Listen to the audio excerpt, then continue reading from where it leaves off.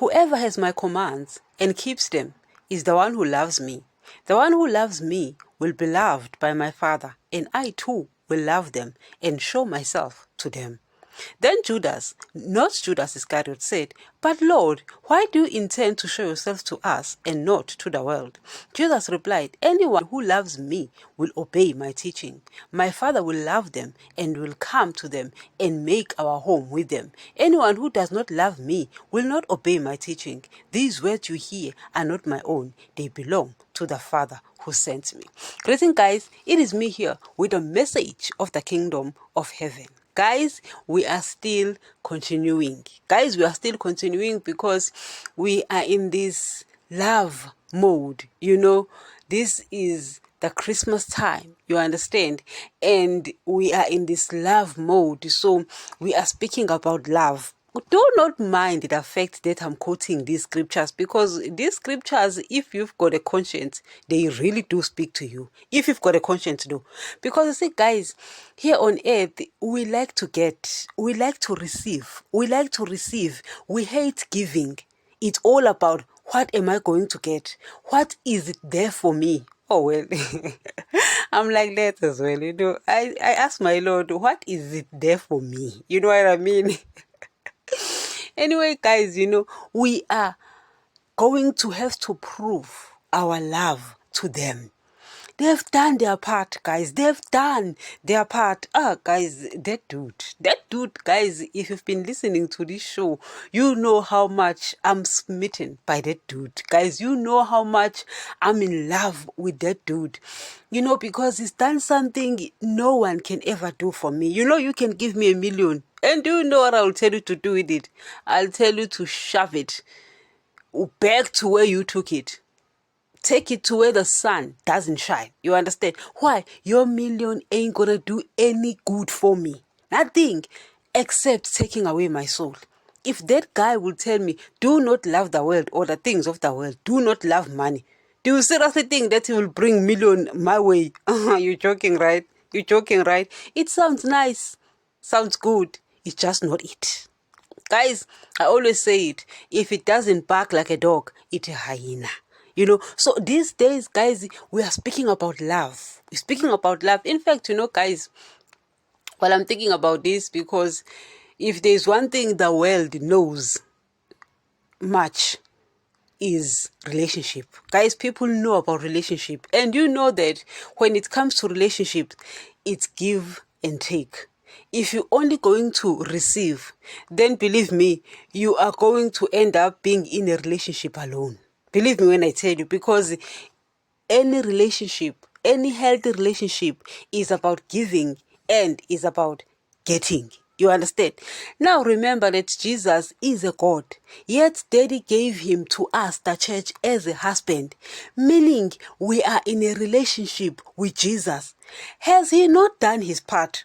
Has he not done his part of loving us? Guys, I mean, the guy has done it. The guy has given us the blood. The guy has given us the commands so that we can obey the commands after receiving his blood, thus remaining spiritually alive. Guys, by now, if you've been listening to this show, you understand the importance of obeying Jesus. I mean, guys, if you've been listening to this show and you don't understand the importance of obeying Jesus, there's something wrong with you. You need to be checked thoroughly. Thoroughly, I'm telling you, because that's what we are all about. We're not speaking about riches here. We're not talking about earthly blessings here. We're not, guys, speaking about forever forgiveness here. Why? Because here we stand by the truth, no matter how painful it is. And I believe that the people who keep listening to this show are the people who want the truth, no matter how suck it sounds. You understand? So if you don't yet understand the importance of obeying Jesus, then there's something wrong with you. You need to be checked thoroughly. You understand? And guys, now we're speaking about love. But this time, guys, we're speaking about we giving love to Jesus back. Why? He gave it. You know, guys, I sit and I look at my Lord and I'm like, Daddy, what kind of a husband is Jesus? I've never seen this type. I've never seen this kind. In fact, this kind doesn't exist. The kind that only gives and is not getting. I sit and I'm like, Daddy, what am I going to do? What am I supposed to do? This guy is the only one giving. I mean, guys, Jesus, in the beginning was the Word was God, the Word was God. You understand? Everything that was created by the Word. Meaning, guys, Jesus is the kind of a husband that created the earth for us. Jesus is the kind of a husband that gave guys, the provider. And then Satan steals that. You understand? Guys, Satan stole that inheritance. And Jesus is like, okay, no problem. Do not love the world or the things of the world. They don't come from me. Why? Because Satan has stolen that. You understand? So what he does is he creates a new earth. Guys, what kind of a husband is this? Guys. And you wonder why I'm smitten. And you wonder why I'm crazy. And you wonder why I'm in love. What kind of a husband is this? He creates a new earth and a new heaven. He creates, guys, the new Jerusalem. He creates paradise. And I sit and I'm like, what kind of a husband is this? The one who is only giving. When does he receive? When does he receive?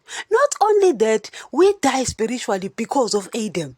And then guess what? He comes down here and he's banged like that. We banged him thoroughly. He saw he's never coming back. He will stand there by the cloud. He gives the blood. No matter how many times, guys, they threaten to kill him. They try to get him out of the world. He keeps giving the teachings. Why? He knows that even though I will give them the blood, without the teachings, they will die again spiritually. And they can't live. You understand? So he continues. He doesn't waver. He doesn't stop. He continues. Why? Love. Guys, and you wonder why I keep speaking about loving that dude. Why? The love I've received. Now, guys, I'm not only speaking about that kind of love. Now, guys, I'm speaking about a different kind of love that when you obey him, you receive a certain kind of love. And that is where, guys, that is where I've actually quoted from. Because he's telling the disciples during this intimate last meeting with them, he says, listen, you will continue receiving love from me, and Daddy, I will come and show myself to you and show you love. Guys, I've never been loved like that in my life. Guys, this is the kind of love that causes you. Guys, it's a kind of love that compels you to sacrifice. You sacrifice the love of things of the world because of that love. You sacrifice, guys, money. You sacrifice, guys, loving these earthly blessings. You sacrifice sex outside marriage. Why? Because of that love. Why? You've received so much love. Guys, Jesus gives love that compels. The reason you're not giving up is because you are not obeying him. Therefore, you're not getting that love. Guys, if you are obeying that man, you will receive this love. Believe me when I tell you, if you obey that dude, you will receive this love, the kind of love that will compel you to obey. You guys, you won't be obeying him because you fear him. You fear him, granted, we get that, but you will be obeying him because of the love you are getting from him, and because of that, it compels you to keep on obeying him, no matter how difficult it is. While everyone is running after money, you run after the will of God. While everyone is running after the things of the world, you run after the will of God. While everyone is running after relationships, sex outside marriage, you run after the will of God. Why? The love is compelling you. Guys, the love. Guys, I've been thinking, today in the morning, I've been thinking, there was a time, I remember back in the days, guys, this time I was going to work, and I took a bus to work, and there was this pastor preaching. Back then, guys, at that time, I was not really back with my daddy. You know what I mean? So I went to the bus, going to work, and this pastor was preaching. So he says that when you get saved, your body doesn't respond the same way it does. You can't even look at a woman, when you are saved. And he was claiming that when you are saved, nothing happens to your body when you look at a woman. And I turned, I wasn't actually listening to him, but when he said that part, guys, guys, a dirty mind. Guys, you've been there, done that, you know what I mean? So when he was speaking like that, I turned and I look and I'm like, what is this dude talking about? So if I get saved, even if I look at a body of a male, nothing is going to happen to me. Even if he's naked, nothing is going to happen to me. You know what I mean now? So he was saying that, he was claiming that when you are saved, nothing happens to your body, even when a woman is naked. And I'm like, wow. What kind of a God is this? A God that will make us a robot. Guys, I got saved. My body never turned into a robot. Believe me. Guys, the reason I speak like this is because people come to God with wrong expectations. They think that, wow, since we are back, so nothing is going to happen. Hence, we find pastors sleeping around. Pastors who are married, who are sleeping around. And you ask yourself, why isn't your body a robot? It's because pastors are preaching absolute rubbish from the pit of hell. We come to salvation with wrong expectations. Guys, you know what I mean? Because you keep hearing me telling you that nothing happens to your body when you get saved. Why? Because Jesus did nothing to our bodies, but Jesus dealt with our spirit. You now take his teachings and you control this flesh, and by doing so, you're going to feel the pain. Waking up in the morning and going to church, that will do nothing for you, because it doesn't take anything away from you. That's why churches are filled with people who don't obey daddy. Why? Because when you wake up in the morning and you're going to church and you worship and you sing and you read that word, it takes nothing away from you. But start obeying his commands, then you will know what I'm talking about. You will know the pain that Jesus went through. Guys, I hate it when a person preach something that makes me happy, but that ain't it. You understand? And I remember, guys, when I came back to my daddy, I remember I said, you know what? I'm going to build a mall. I'm going to be living in a mall, because pastors were telling me that he will bless you with this, he will bless you with that, he will bless you with that. Dream big, I know, guys, I know those messages. And when I came back and daddy said, you're not going to make it to my kingdom if you love the world. You're not going to make it to my kingdom if you love the things of the world. And I sat and I'm like, what the heck? So we come with the wrong expectations.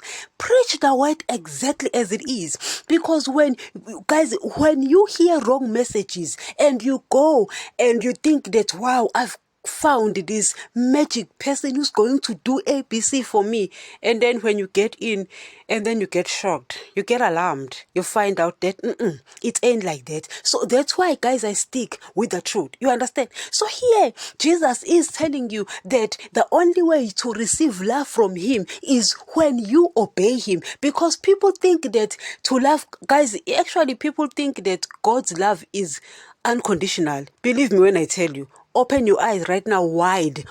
Pull them out wide, because I want you to hear this. There's no unconditional love. Unconditional love doesn't exist.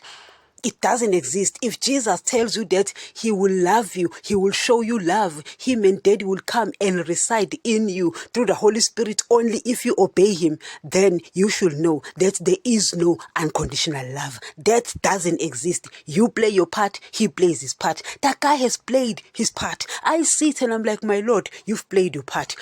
What am I going to do? You've provided. I mean, guys, he gave us the world. Satan stole it. All right, fine. We don't love it anymore. We're waiting for that one. But he created a new one. You understand? But he gave us the blood. He gave us the commands. What are we going to do? You understand? He says, obey me. Obey my commands. Respect me. That's all I want. You understand? That's all he wants. If you love him, you're going to do it. And guys, in these days, I'm speaking about this because we are going to show him love. We are in a relationship and we are going to show him love.